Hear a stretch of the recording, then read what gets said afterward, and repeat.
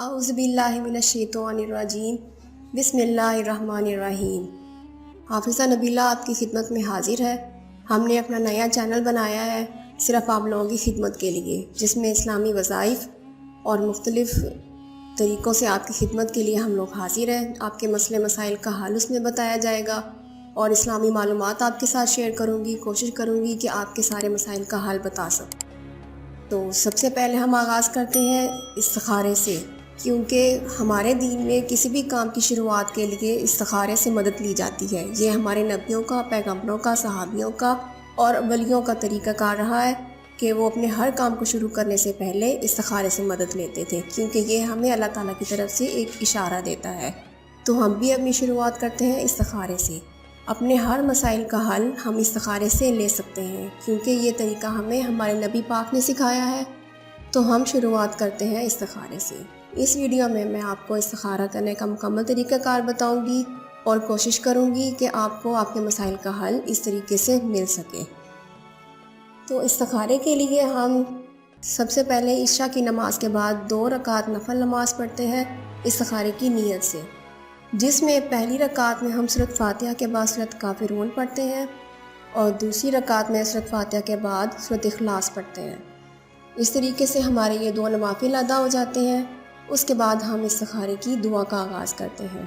دعا ہے اس طریقے سے: اللہم انی استخیرک بعلمک و استقدرک بقدرتک و اسألک من فضلک العظیم فانک تقدر ولا اقدر تعلم ولا اعلم وانت علام الغیوب۔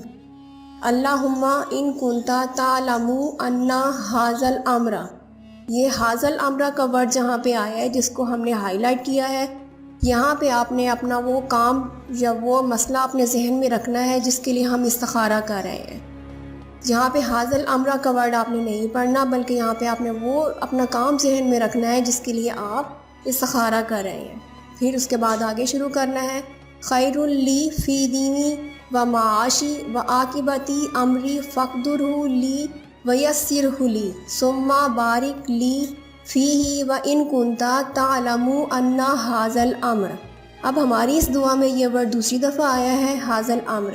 یہاں بھی ہم نے اپنا وہی مسئلہ یا وہی پریشانی ذہن میں رکھنی ہے جس کے لیے ہم استخارہ کر رہے ہیں۔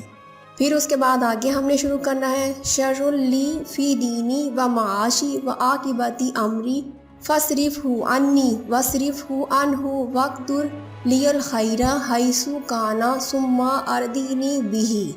یہاں پہ ہماری دعا کا اختتام ہوتا ہے۔ یہ دعا پڑھنے کے بعد ہم نے قبلہ رخ ہو کے خاموشی سے سو جانا ہے۔ آپ نے اس بات کا خیال رکھنا ہے کہ اس دعا کو پڑھنے کے بعد آپ نے کسی سے ہم کلام نہیں ہونا، صرف اپنی غرض، اپنا مقصد، اپنا مسئلہ، اپنی پریشانی ذہن میں رکھتے ہوئے اللہ تعالیٰ سے یہ دعا کرنی ہے کہ آپ کو سیدھا راستہ دکھائے، اور انشاءاللہ آپ کو اشارہ مل جائے گا کہ آپ کا کام کس طرف سے صحیح ہے اور کس طرف سے غلط ہے۔ اور یہ ضروری نہیں کہ پہلی مرتبہ ہی یا ایک ہی دفعہ کرنے سے آپ کو آپ کے استخارے کا جواب مل جائے۔ آپ کو 2 دن بھی استخارہ کرنا پڑ سکتا ہے، 3 دن بھی، 4 دن بھی، لگاتار 7 دن تک بھی آپ کو یہ عمل کرنا پڑ سکتا ہے۔ اس کے بعد آپ کو انشاءاللہ آپ کا جواب ضرور مل جائے گا۔ اللہ تعالیٰ آپ کو ضرور کوئی نہ کوئی ایسا اشارہ دیں گے جس سے آپ کو آپ کے مقصد کا حل مل جائے گا۔ آپ نے اس کے بعد دعا پڑھنی ہے۔ دعا پڑھ کے کسی سے ہم کلام ہوئے بغیر قبلہ رخ ہو کر سو جانا ہے۔ یہاں پہ ہمارے استخارے کا اختتام ہوتا ہے۔ آپ انشاءاللہ اس طریقے سے استخارہ کریں، آپ کو آپ کے مسائل کا حل ضرور مل جائے گا۔ استخارہ ہم بھی کرتے ہیں، لیکن اس کے لیے کچھ ہدیہ ہوتا ہے، جو ہدیہ ہماری درسگاہ میں پڑھنے والے بچوں کی امداد کے لیے استعمال ہوتا ہے۔ اور اگر آپ خود کرنا چاہیں تو یہ سب سے بیسٹ ہے، کیونکہ انسان اپنے لیے جو دعا کر سکتا ہے وہ کوئی اور نہیں کر سکتا۔ جس طریقے سے وہ خود اپنی ذات کے لیے رب سے مانگ سکتا ہے تو وہ کوئی بھی نہیں مانگ سکتا۔ لیکن پھر بھی اگر آپ ہم سے کروانا چاہیں تو ہم بھی کر سکتے ہیں، لیکن اس کے لیے آپ کو کچھ ہدیہ کرنا پڑے گا، اور یہ ہدیہ لینی ہماری مجبوری ہے، کیونکہ اگر ہم ہدیہ نہ لیں تو کرنے والے پہ زوال بھی آ سکتا ہے۔ تو آپ اگر ہم سے کروانا چاہیں تو ہم آپ کی خدمت کے لیے حاضر ہیں۔ اس کے لیے ہم آپ کو اپنے رابطے کا نمبر دیں گے، آپ ہم سے رابطہ کر سکتے ہیں۔ کمنٹس باکس میں بھی ہم آپ کی ضرور سنیں گے تو آج کے لیے اتنا کافی ہے، انشاءاللہ نئی ویڈیو میں ملتے ہیں کسی نئے وظیفے کسی نئے مقصد کے ساتھ، تو اس وقت کے لیے اللہ حافظ۔